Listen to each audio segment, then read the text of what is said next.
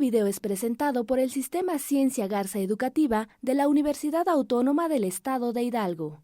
Para mayor información, visítanos en www.uaeh.edu.mx. Gracias por aprender.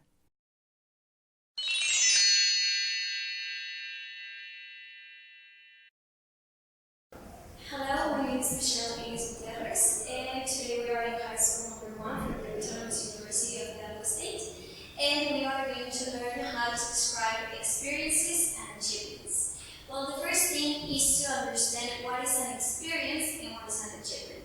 An experience is going to be an activity that we don't usually do. It's not something that it's not a routine or a habit for us, but it's something like a life experience. One example of this could be maybe when we travel to another country, maybe when we meet a famous person, maybe when we eat something that is different or strange. That could be a life experience. And an achievement is going to be an activity where we have to work to accomplish something. An achievement could be for instance, when you finish a level of school, maybe when you finish high school, when you finish a major or a bachelor, or maybe you are into sports or you like artistic things, when you participate in a competition or a contest and you win a prize. Okay, so we are going to start with some examples here. I have different examples. So the first one says, I have won a soccer competition. So if you notice, this would be an achievement. The second one says, she has gone to Canada 2 times. This will count as a life experience. And if you notice here, as you are aware, we are not using simple past. If this sentence would be in simple past, we would say, she went to Canada 2 times. But we are not using simple past. Why not?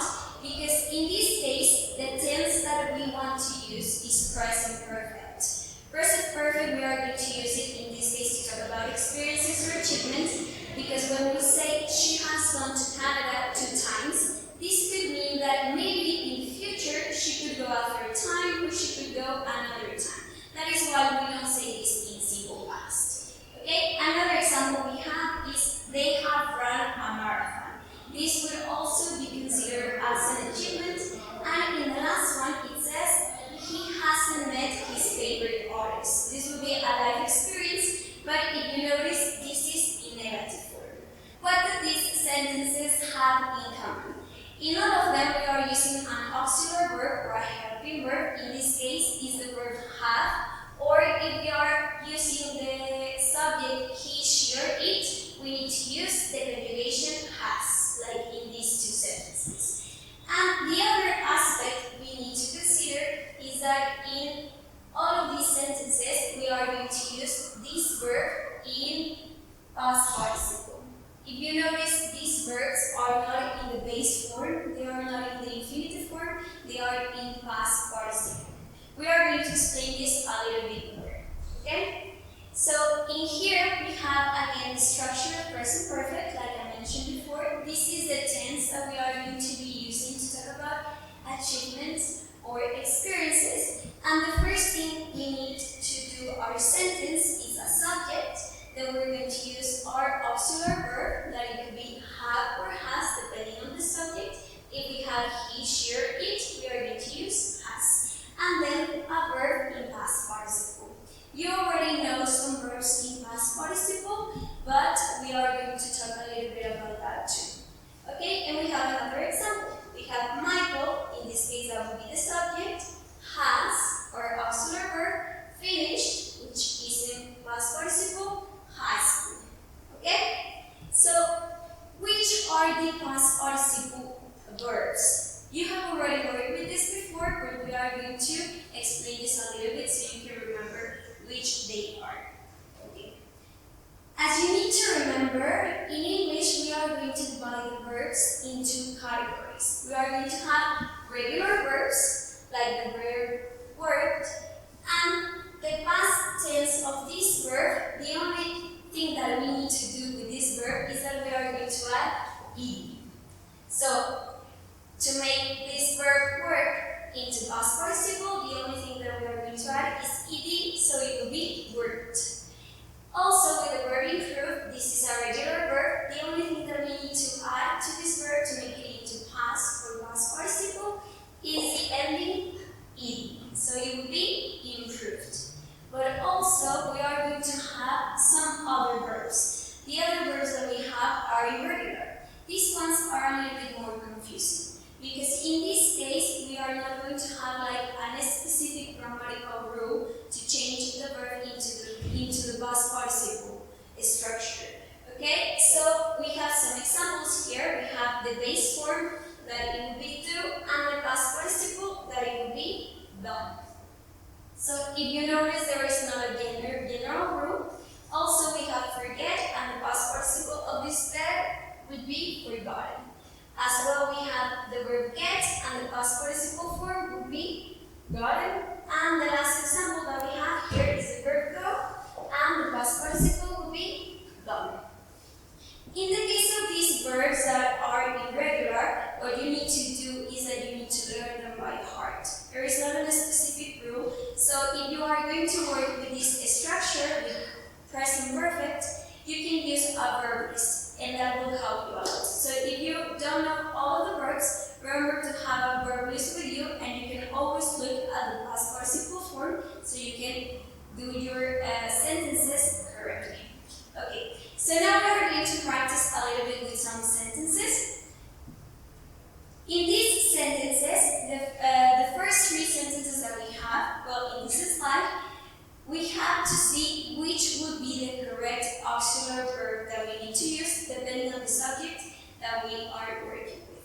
The first sentence says, they have or has created a web page. So in this case, we are going to use auxiliary verb that we need to use is have. In the second one, it says, she have or has learned to speak Italian. So in this case, because we are using the subject, she, the correct auxiliary verb would be has. And you could say, she has learned to speak Italian. And in the last one, it says, you have or has eaten all my chocolates. In this last sentence, because we are using the subject you, we need to use have. So the sentence would be, you have eaten all of my chocolates. Okay, and we have some other examples, but in this case, we have the correct auxiliary verb. What we need to choose is what would be the correct past participle form of the verb. The first sentence says, have you wrote or written your essay? So this sentence is a little bit tricky because both forms, wrote and written, are correct. But wrote is a simple past form of the verb and written is a past participle. So the correct one would be written. So it would say, have you written your essay yet?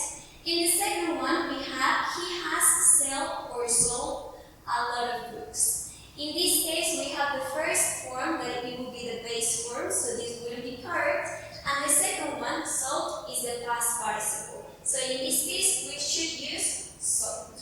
So we can have, he has a lot of books. And in the last sentence, we have, I have watched that movie 3 times. So again, in this sentence, we need to use the past participle form. And in this case, the past participle form would be watched. Present perfect is a tense that we can also use to talk about other communicative functions. So I'm going to explain a little bit about the functions where we can use present perfect besides experiences and achievements. Other use that we have is to talk about actions that happen several times. Again, this is not to talk about a routine, but maybe it's to talk about an activity that we like and we have done many times. For example, when we have like a favorite movie, it's not something that we do as a routine. We don't watch that movie every week or we don't watch that movie every month, but we have done it a lot of times. So maybe we can say, I have watched Harry Potter 7 times. Okay? So we can use it to talk about actions that happen several times. And another use that we have is to talk about actions that happened in the past or are related to the present. Okay, so these are activities that started